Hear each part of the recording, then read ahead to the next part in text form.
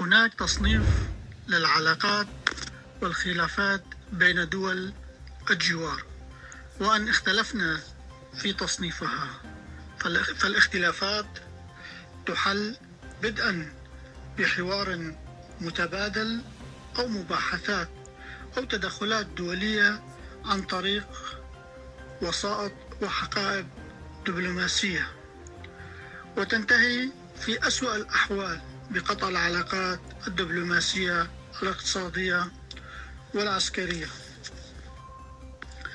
ففي حال فشل جميع الوسائل تلجأ بعض الدول إلى الحلول العسكرية أو مناورات كوسيلة للضغط.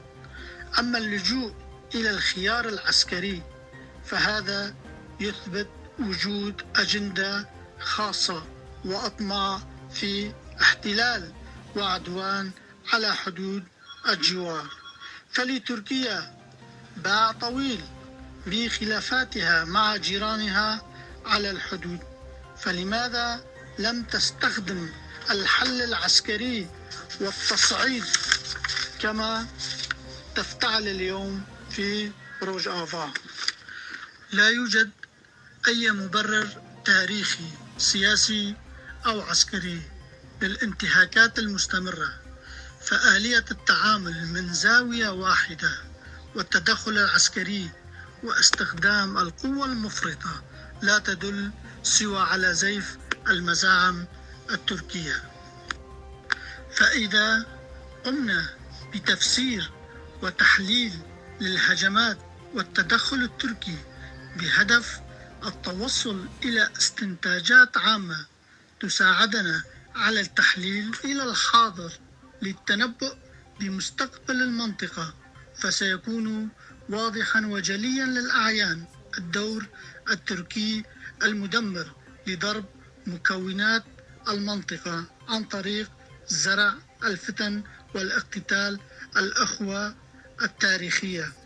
فتركيا تريد أن تثبت لدول الغرب والجوار على أنها تمتلك ترسانة من الأسلحة وأسطولا من المسيرات القادرة على ضرب أهدافها بدقة شديدة، وتجعل من شرق الفرات حقلا لتجاربها بهدف الدعاية بمنتجاتها الحربية القادرة على هدم البنية التحتية وقتل المزيد من المدنيين الأبرياء. فلقد تحولت روجافا إلى حقل خصيب لكي تبرز تركيا عضلاتها بتفوقها الجوي عبر مسيراتها المدمرة للإنسانية.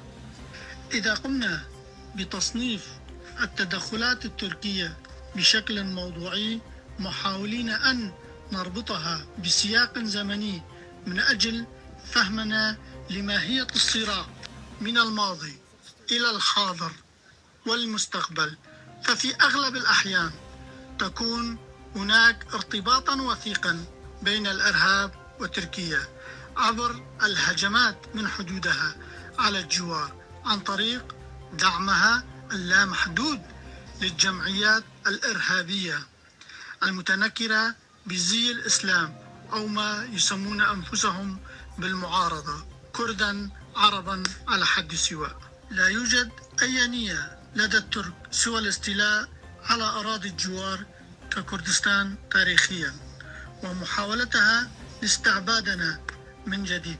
ممارسات كانت وما زالت الحل الوحيد من الطرف التركي، المنهجية الوحيدة المتبعة تاريخيا للسلاجقة أصحاب الطاقيات الحمر، إنهم وعبر التاريخ خانوا الإسلام والمسلمين كردا آشورا عربا، والتاريخ يشهد على جرائمهم بحق الإنسانية. على من يختبئ خلف عباءة أردوغان كروباتات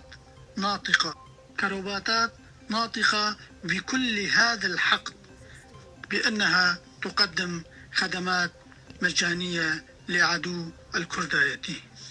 فالمسؤول عن تبلور صورة غير حقيقية عن ما يحدث في المنطقة شارك فيها للأسف أشباه الكرد. ينبغي على كل من تأترك أن يعي الفرق بين العمل الاجتماعي في المساهمة من أجل بناء بنية تحتية لروج آفا أو أي مكاسب سياسية في زمن اجتمع فيها كل شياطين الأرض على تراب وطن مدفون تحته آلاف من زهورنا شهداء. لعل في يوم من الأيام يكونون عونا لنا للخلاص من هذا الواقع المر. فللأسف نحن محاطون بأنظمة لسان حالها يقول أنا أو الدمار. فنحن جيران ل4 أخوة غير شرعيين، أفضلهم أحمق.